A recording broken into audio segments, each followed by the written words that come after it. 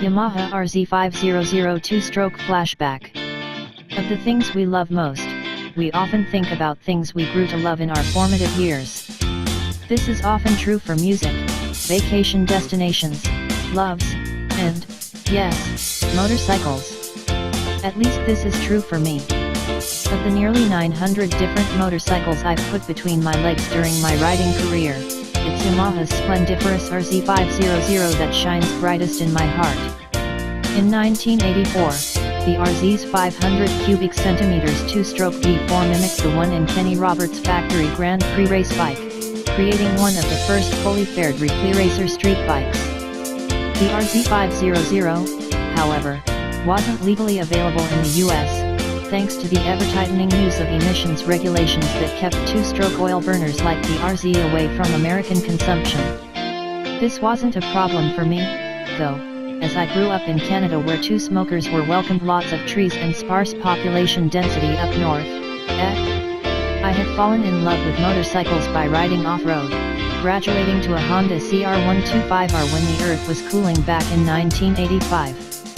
Meanwhile, a few friends were getting into street bikes, and I began to envy how they could simply ride their motorcycles out of their garages instead of first strapping them down in the back of a truck or a trailer.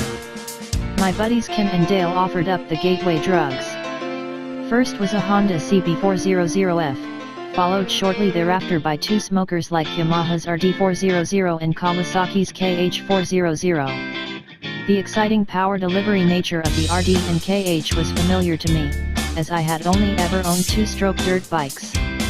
However, my parents warned me that purchasing a street bike would result in a new residence outside their cozy basement I was living in, so I continued to sate my moto aspirations solely in the dirt. The most exotic RZ500 is the RZV500R, sold only in Japan.